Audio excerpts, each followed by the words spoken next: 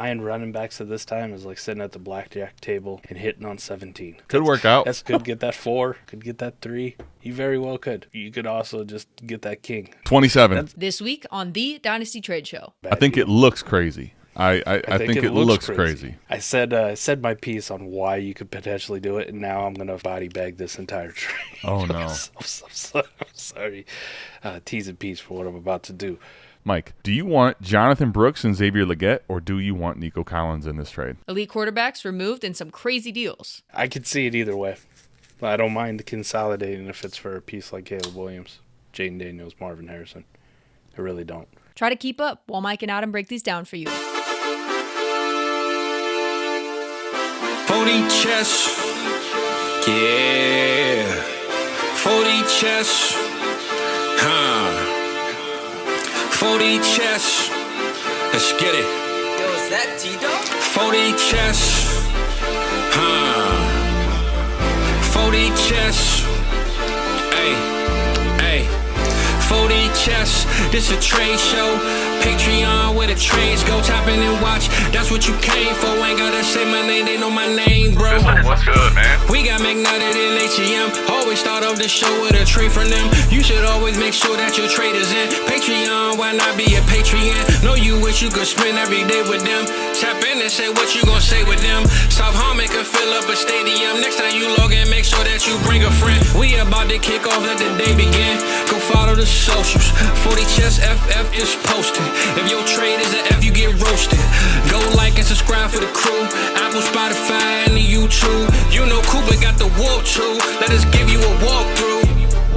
40 Chess. This is 40 Chess.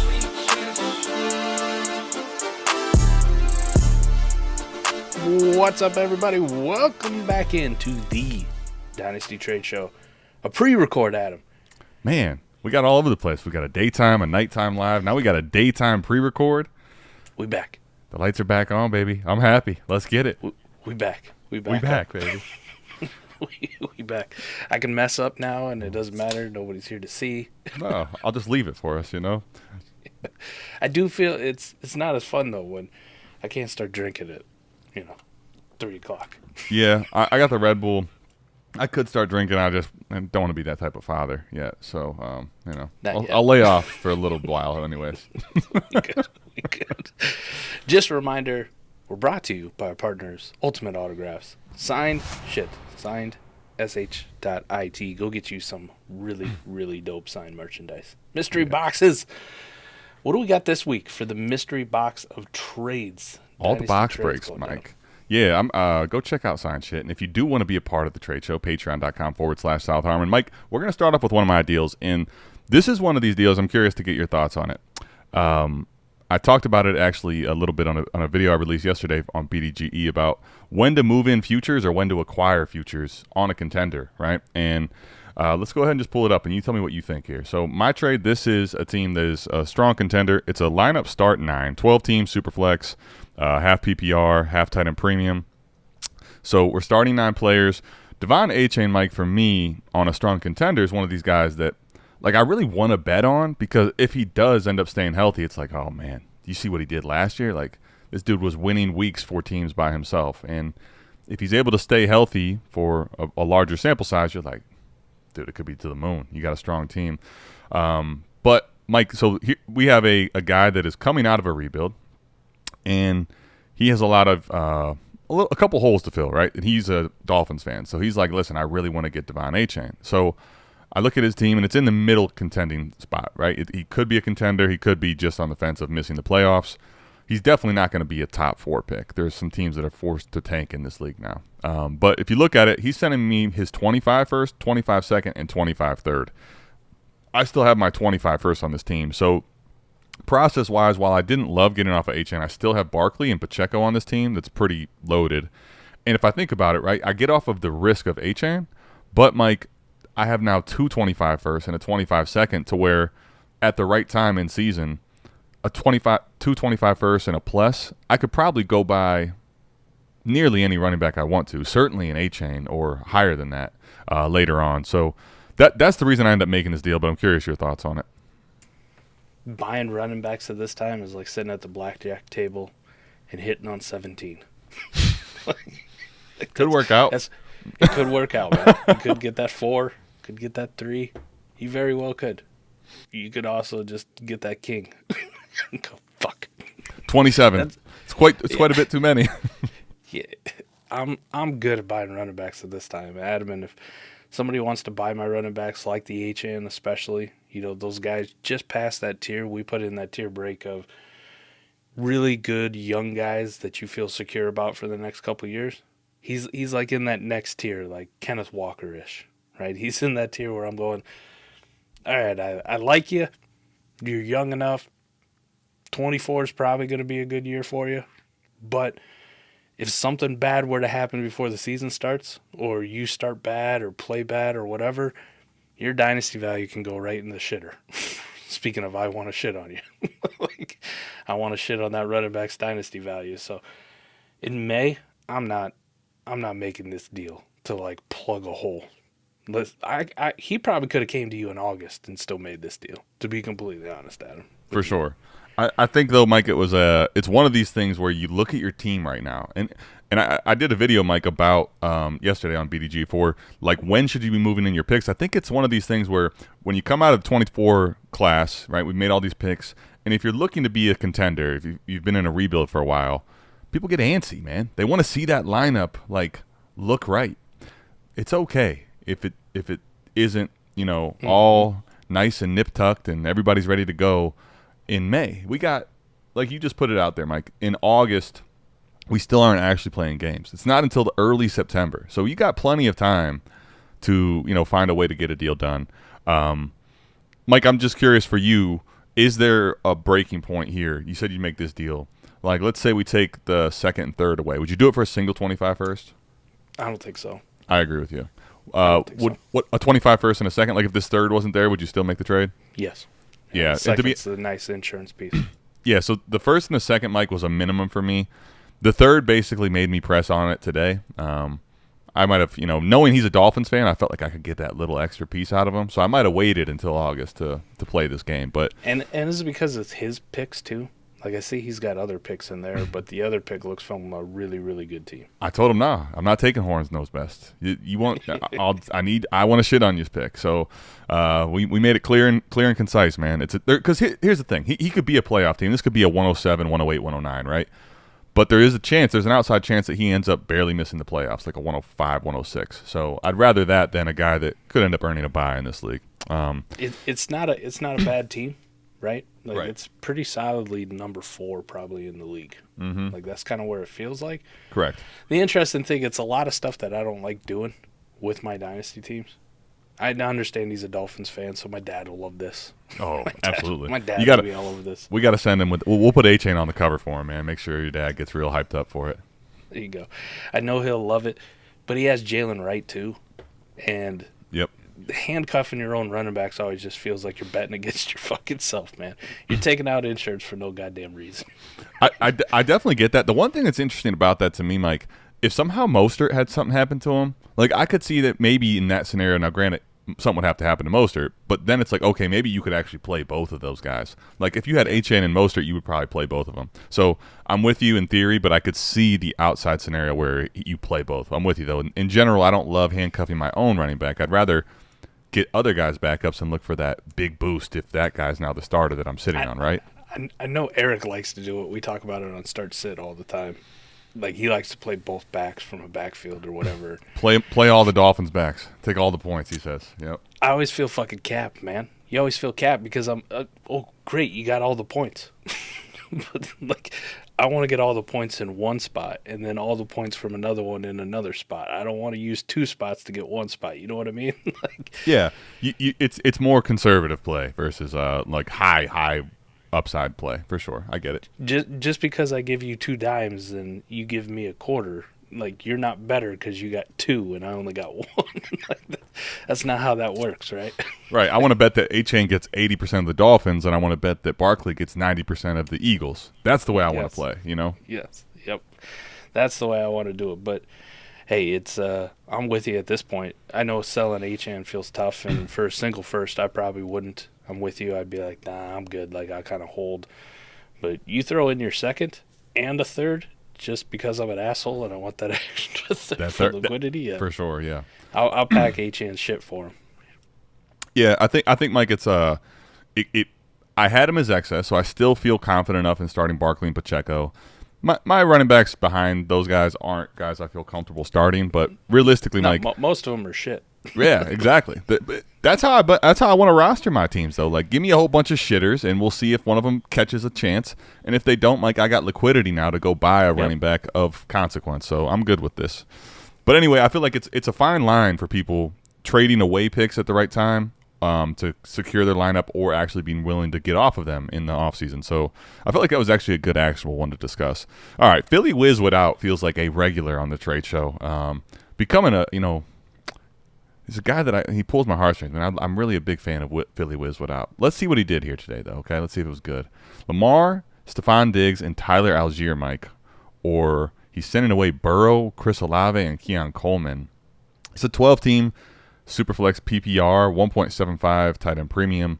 The 0.2 points per carry, Mike, I imagine plays a big piece in this with Lamar versus a Burrow. Lineup start 11, trade addicts 2. Okay, Mike. So you got Chris Olave and Keon Coleman versus Stephon Diggs and Algier as really probably where we're going to have much of our conversation versus what the actual values of Lamar and Burrow go to in this trade. What do you think here? What comes to mind for you? Keon and Diggs, I guess. Production-wise, you want Diggs for sure, right? Yeah, no question. Dynasty value, is it close between those two? Definitely. Absolutely. Algier and Olave is not close at all. We're talking country miles, And because it's points per carry, and you and I understand where elite quarterback scoring seasons come from, especially for WARP purposes, Lamar over Burrow.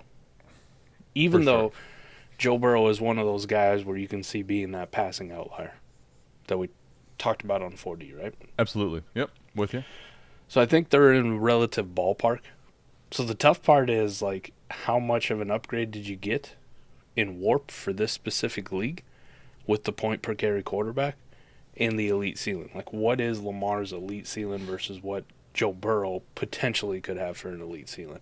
Agreed. And I'd venture to say that because it's point per carry, that Lamar is actually pretty much head and shoulders above Joe Burrow. Now, dynasty value-wise, most people won't see it that way. I don't think this is a bad deal. I think market would tell you it's a bad deal. I think it looks crazy. I think it looks crazy. crazy. Right. I'm with you. I think it might be a sneaky, like, heady, like, all right, fuck it. Like, I just need to get this done because it fits my team and it fits this league format more so than having Joe Burrow on my team. And it's going to hurt, but fuck it. Like, I got to do this. Yeah. But on the surface, it does look fucking ludicrous. You're like, what are you doing? Yeah, I think Mike. So for me, the payoff is really in what it comes down to for me, if I'm being honest with this. While I totally agree, and I think I 1,000% agree, Lamar in a boom season could clean the fucking whole field, right? In a points per carry league like this. My problem is it's also start 11, and I'm willing to forego the whole age thing from Keon to Diggs, right? They basically drafted Keon to be, I get maybe their new Diggs, but certainly fill that role. You get a whole bunch of youth going to Keon. I'm willing to forego that to Diggs, not a problem at all. But Mike, I think about a guy like Tyler Algier with a new coaching regime coming over, and basically they talked about how Arthur Smith could have kept his job realistically if he wasn't such a fucking asshole and didn't play Bijan Robinson. Like, his usage of these really high picks was part of the big reason they moved on from him as well. So with this new coaching staff coming over, if we see Tyler Algier go to this 30% role, like, I'm looking at realistically getting off of a top 12 receiver in Dynasty for a turd burger possibly, even in a points per carry. So it's like, shit, man. Now, I do see, if you look at WARP, okay, Mike, the running back line all the way to, like, running back 30 is actually pretty good. So he might be thinking, I'll just plug Tyler Algier in. I just don't know if he's actually going to get the run to be relevant in this league, honestly, this season. So I have a hard time. knowing all that, Mike, I still probably would have a hard time getting off of a Chris Olave to go to Tyler Algier for the difference in the boom from Burrow to Lamar. I certainly understand it. I don't have his team pulled up. I don't know if he can basically afford to do it in this league. He has a bunch of depth piled up, but I would probably lean no unless I could have gotten that Tyler Algier piece a little higher up, like a little better. Even if I got a running back that's more like a top 24 one that I don't feel the greatest about, someone like a Monty range even, something like that, right, Mike? Where I'm similar idea, but Monty carries more upside, I think. Someone in that type of a range, I probably make the trade. Algier in particular for me feels like a sticking point, if I'm being honest. So I don't know what other settings went into this to make this warp this bad for Philly Whiz without. So I said my piece on why you could potentially do it, and now I'm gonna fucking body bag this entire trade. Oh no! I'm sorry, tease and piece for what I'm about to do. But the warp on it, I thought it would be much, much better. But a good example is Lamar and Dak are like next to each other. And even though it's point per carry and Dak doesn't fucking run, Joe Burrow can have a Dak Prescott season anytime he wants. Really. Sure. Lamar is going to have he was the fucking just not MVP last year when he was healthy. Yeah, the Burrow was just not hurt. Well, wasn't healthy last year. If Burrow's healthy, Correct. He could 100% be in that Dak range. I'm with you. Being that the warp comes out where these two archetypes of quarterbacks are essentially, less than a tenth off of each other, I can't justify the Algier and Olave thing at all. No. At all.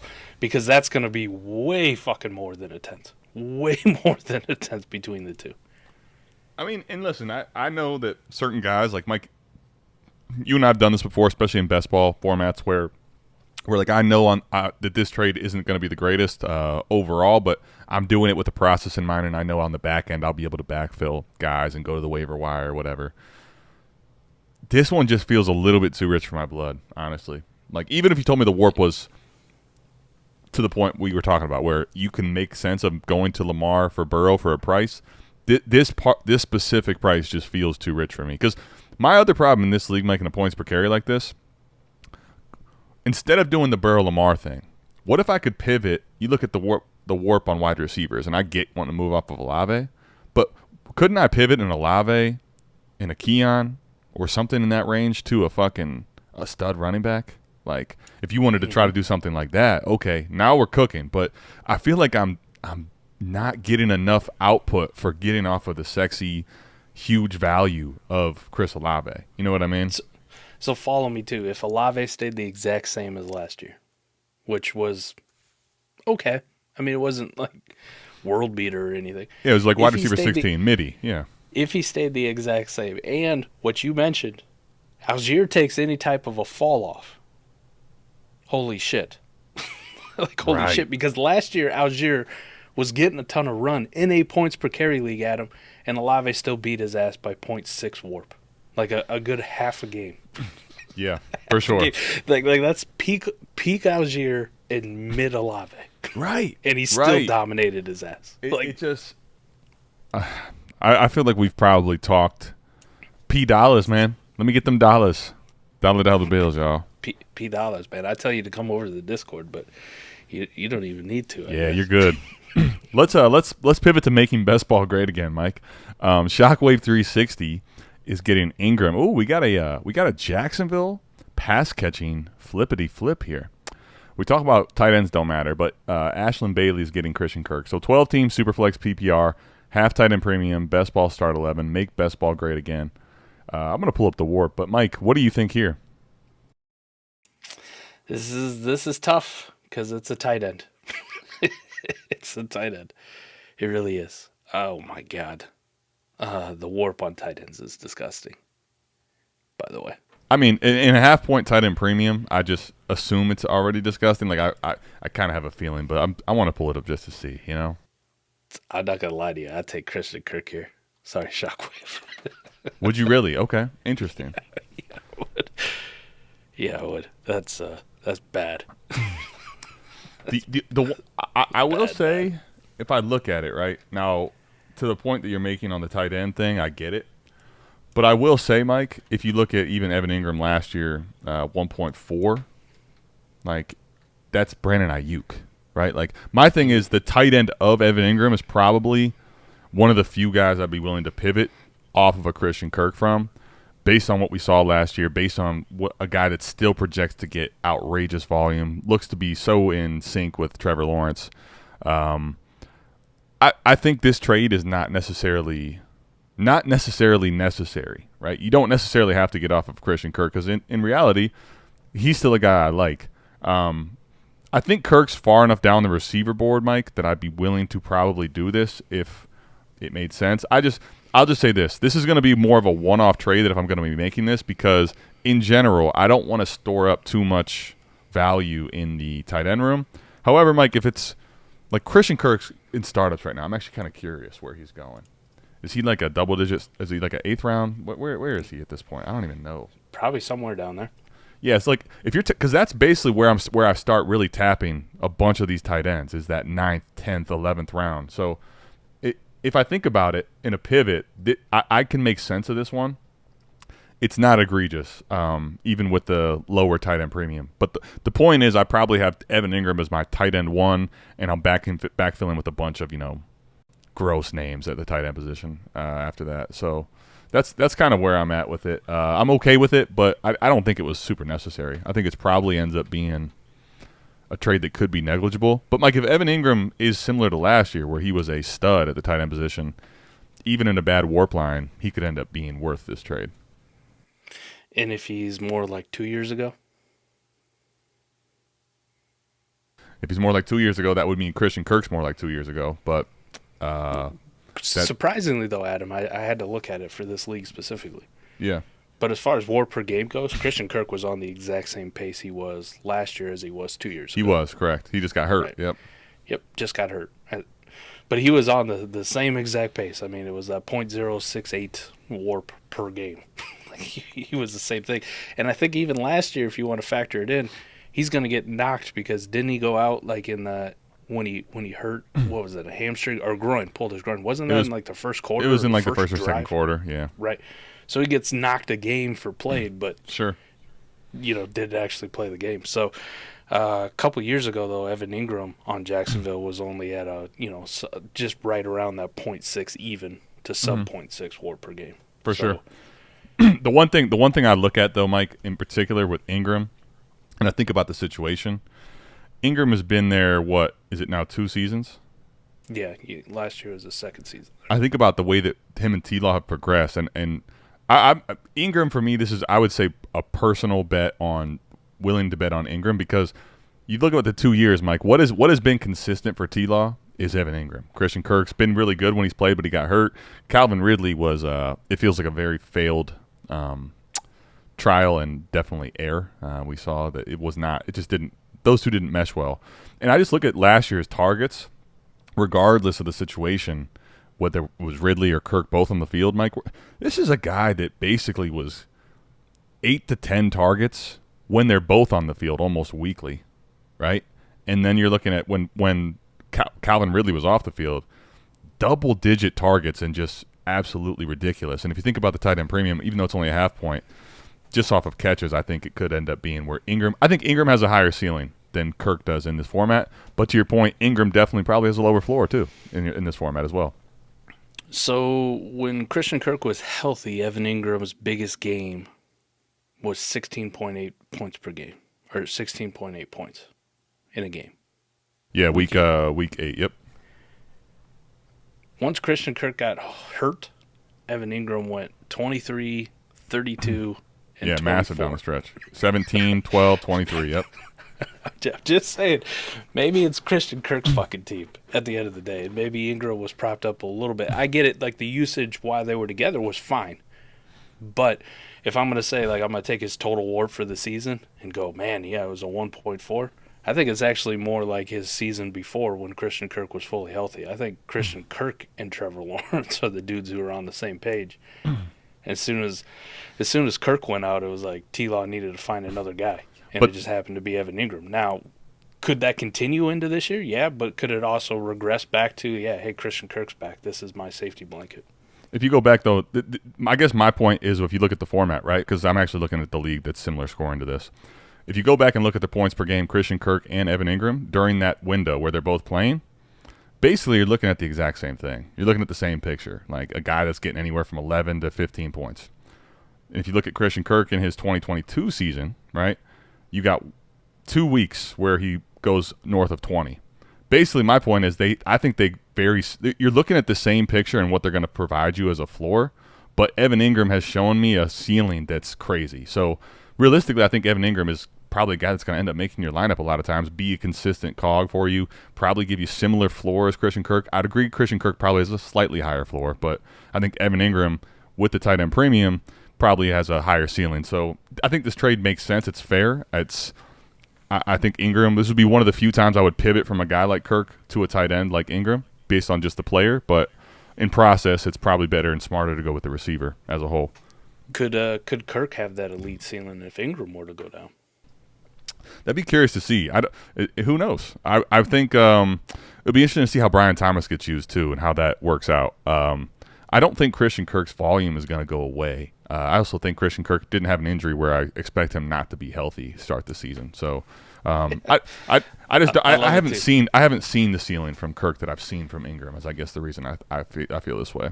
Weeks 1 through 12, 0.061 warp per game for Evan Engram, 0.069 for Christian Kirk. Same picture, exactly.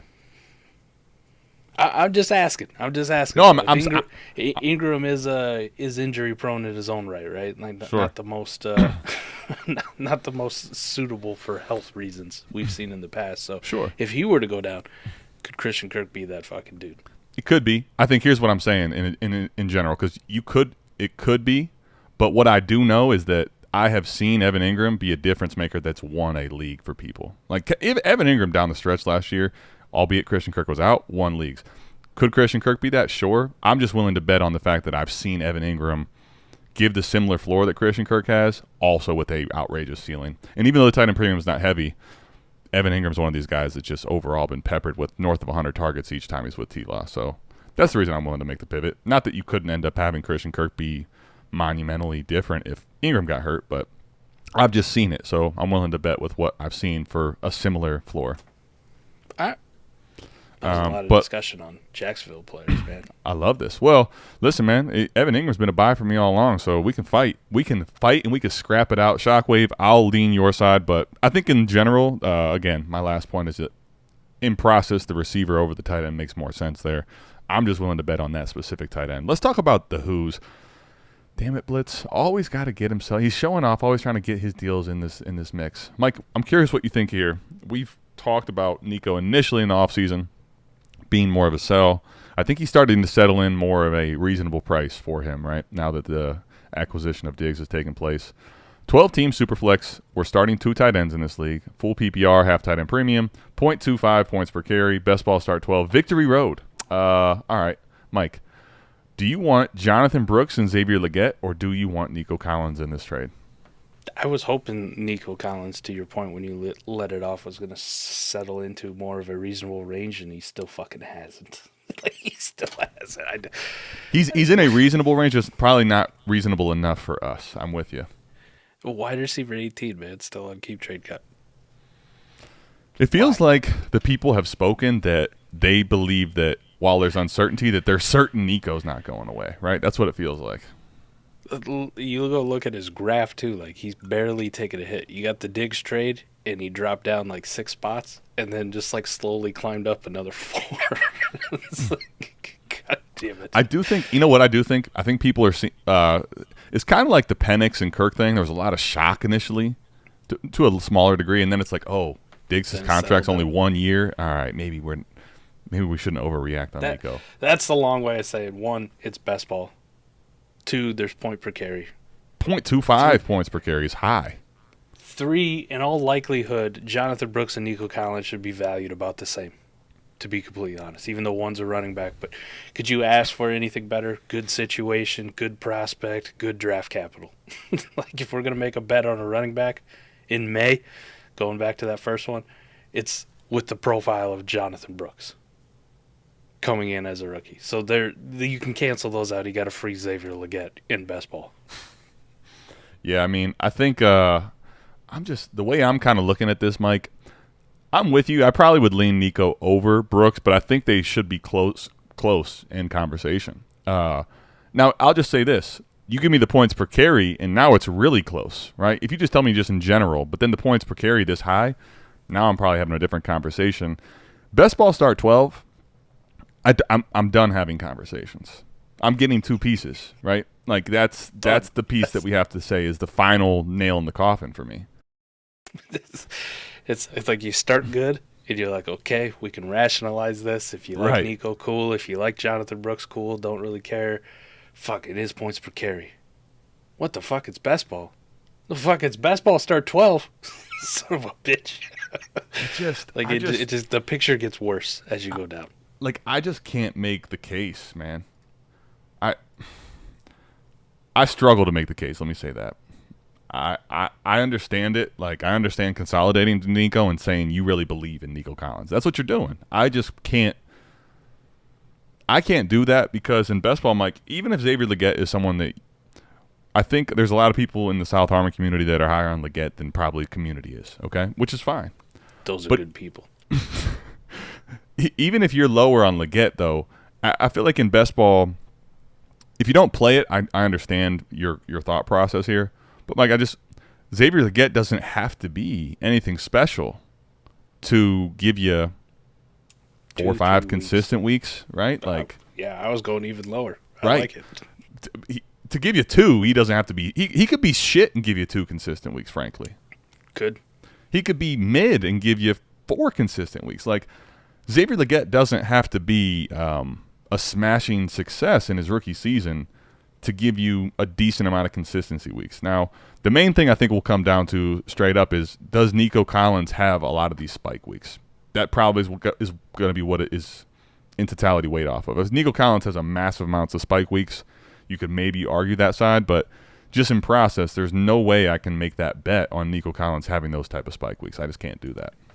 And I would argue once Jonathon Brooks is healthy, probably offers you the same, if not more, opportunity for spike weeks with point per carry, right? Oh, for sure. And the consistency weeks, especially the points per carry, he's just on the field and we're good, you know. He gets 18 carries. You know, I don't even really give a shit what the yardage is. That's like bonus stuff. But he gets. He can give you Miles Sanders first week, Mike. 18 carries for 60 yards, and he's fucking worth it. Throw in a few catches, and he just puts one in the end zone. Boom, running back spike week. And then you're talking about a team that's at Victory Road, you know. Victory Road. Yeah, I'll take the 2 for 1 there, Blitz. He actually did a process trade. Would you believe that? All right, look at that. Big Corey. Bryce Young and Puka Nacua, Mike, or Caleb Williams. This is another best ball one where I'll just say straight up, Mike, in best ball, I get it, man. I think it's funny. I've seen a bunch of stuff on X how, you know, after the schedule released last night, execs are saying that, you know, Caleb Williams is going to have a chance to be one of the best rookie performances I've ever seen. Sure, I'm not even going to disagree, but Mike, in best ball, like, I understand not wanting to be super in on Puka at his current cost because I think there's some value insulation that just isn't there for him. Mike, if I'm getting a quarterback back that I think is not going to be as terrible as he was last year with any type of resurgence, I get to insert that in my quarterback spot, and I have a chance of capturing top 5 wide receiver in Puka in a start 11 best ball. Like, I'm making this trade, man. I'm making this trade. I'm taking the 2 for 1 again. You're going the 2 for 1? Yeah. I could see it either way. I don't mind consolidating if it's for a piece like Caleb Williams, Jaden Daniels, Marvin Harrison. I really don't. As much as I've been like touting the Bryce Young trade, even though last week I, traded him away in one deal, but still, I mean, there is still inherent risk. Maybe he is shit. Maybe he is. Yeah. One thing I can tell you, Caleb Williams' value probably isn't going anywhere for 2 years. No, Caleb Williams is value insulated with 1,000% certainty almost. Like, even there's basically nothing that can happen. Like, if he gets hurt, they'll just say, all right, he'll be back next year. If he is a little more mid, like, I don't think he's going to be complete shit. I don't think he's going to be. It's possible he has a Bryce Young type season. He definitely could underwhelm though. Like, he may not be a smashing success or a points per game difference maker, but I think he's too value insulated. Look at T-Law. T-Law is a perfect picture for Caleb Williams. People think that he's generational, right? People thought that Trevor Lawrence was, football Jesus. Trevor Lawrence has been kind of meaningless as far as a difference maker for 3 fucking seasons, and look at him. Still quarterback Still 12. there. I mean, Still there. That's 3 years out, Mike. We're talking about just next year for Caleb. I don't think he's going outside the top 2 rounds in startups. Obviously, I think the bet here is going to end up being Puka, because what his value is next year is going to probably make or break this trade as far as value goes. But in best ball, Mike, I'm making this trade because of the inherent principles of best ball and start 11. So Mr. Hayes has got a pretty good roster. His quarterbacks were Purdy, Stafford, Fields, and Aiden O'Connell before this. And wide receiver wise, if you just want to talk about wide receiver depth, Ayuk, DK, Debo, Cooper Kupp. So he had both 49ers and both Rams. Jesus, on the same team. Rashid Shaheed. I think I'm okay, right? Even with Puka off the team, Cooper Kupp is still a bench option for him in best ball. I think I would, if I was Mr. Hayes, I'd want to shore up my my quarterback situation a little bit more with something a little bit more solid than Purdy and Stafford, essentially. I just can't do it, man. Best ball start 11. We've seen injuries. We've seen there is so much variance in this game that I can't get off of Puka Nacua. Because here's the reality, Mike. If Puka plays anywhere near where like he did last year, in this format, he could end up being as good, if not better, than Caleb Williams in Warp by himself. Yeah. And then you get Bryce Young. I can't make this pivot personally in a best ball start 11 league. It's too rich for me. I can't do it. Well, Big Corey needed to do it because his wide receiver room was really suspect. Needed to. And I see M. Hayes' too. team is definitely looking in the driver's seat. To me, the thing is, Mike, I'm just looking at it, man. When I look at the bench, okay, I'm looking at the reality of his guys actually having a bunch of dynasty value here. Now, he has the 102 and the 107, which I don't know if they haven't made this draft, so this team's going to be pretty damn good. So I can understand the scenario, certainly, but Mike, right now his bench is George Kittle, Cooper Kupp, and really you can maybe argue Derrick Henry because Matthew Stafford should go into Superflex and then Derrick Henry. So that's 3 legit pieces. But in best ball, Mike, you and I both know that guys like Ty Chandler, I don't mind them, Rashid Shaheed, right? Those are guys we'd like to have. I don't think his bench is so goon squatted to where you make too many moves like this in best ball and you think your team's really good because it's consolidated. I've seen at least my team not win this way by making too many consolidation trades like this, frankly. And that's fair. But even go look at Big Corey's team after the unconsolidation trade. Well, I'm not saying Big Corey's team's ready to go. He definitely needed to make the trade. I'm just saying from M. Hayes' perspective of making a consolidation, I think these 2 pieces are too much to consolidate into one in a start 11 best ball league for me personally. But I get it. I understand it for both sides. Most teams, I look at the top ones in here and I look at their benches and they're all suspect. Suspect benches. So sure. I don't know if league dynamics come in where it's nobody in this team is overwhelmingly good in bench depth. So is a consolidation even more applicable in this league with the way the market is currently? Sure. I think the one thing that'll be interesting to note though is if, Mike, we've seen it. All of a sudden, someone on waivers could end up winning this fucking league, man. Somebody that hits the waivers right could end up being the team that does. Yep. M. Hayes, I think, is in the position of the teams in this league to make the move. I'll tell you, Mike, the other thing, too, for me, if this isn't Caleb Williams, and let's say it's actually one of the difference makers, like we've seen it be, having a different conversation.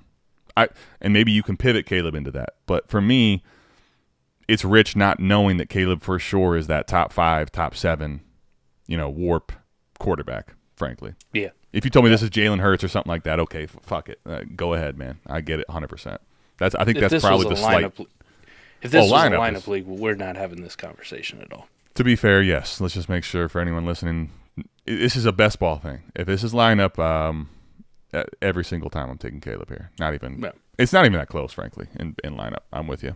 All right, Mike. Well, somebody submitted. We had a new patron submit a trade, but we just don't have enough context here. So we were gonna try to pull it up in the lab, but we they haven't finished the startup probably. So this could be a 1 QB league for all I know, and I ain't fucking doing that. I ain't doing it. We just don't have enough context. So Patty McDaddy, we live to fight another day. We'll see you next week. Just give us the context. You know what I'm upset about? I'm upset. Blitz didn't I'm put upset.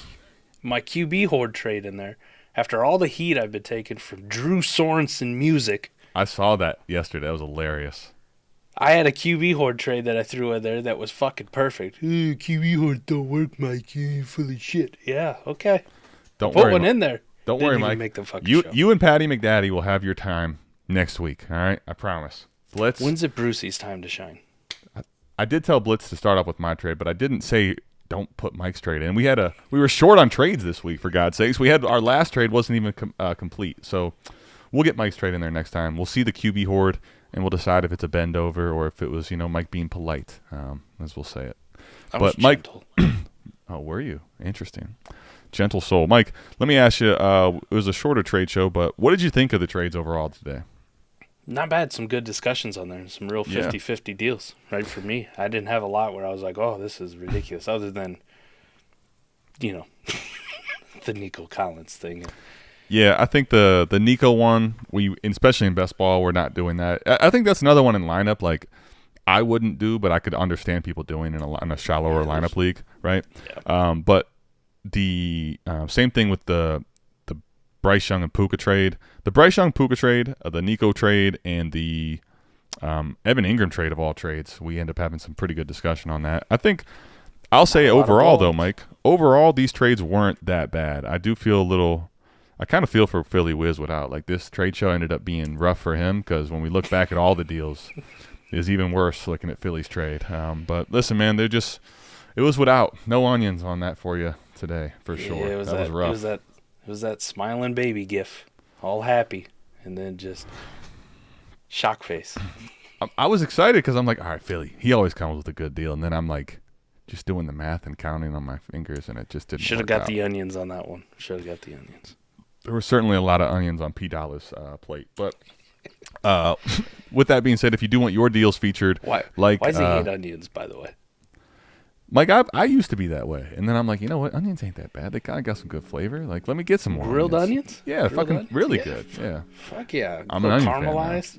Yeah. I just was, I think the raw onions though. Like when I would have raw onions, I was like, as a younger kid, I didn't like that at all. I get that. That one could throw you off. There's only one scenario where like I need a good raw onion, and it's when you make that really fresh, juicy, greasy ass cheeseburger. Oh, 100%. For whatever reason, like a nice raw onion slice on the top just like sets it off perfectly. Perfect. I'm with you. Singes the nose hairs a little bit when you take a bite, but that's like that's a perfect thing. Other than that, I'm with you. Raw onions are probably gross as shit, man. Other than I used to eat chives. You know what chives are? Oh yeah. Some people call them scallions. The fuck, that might be a different thing too. I don't know.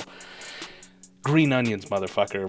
My grandma used to have a bunch in her flower beds and stuff, so I used to just pick them motherfuckers right out and just chomp on them like a psychopath. No, chives are good, yeah. But, Philly, you can let us know in the comments. Defend your trade, defend your lack of needing onions. We need a lot of answers from Philly, but all that being said, Mike, that's all we got. If you want your deals featured like next time, like Mike's quarterback trade, and someone going to give us a little more context, we'll see you back here, same time, same place. Make sure you go hit the patreon.com/South Harmon. We're out of this thing. Peace.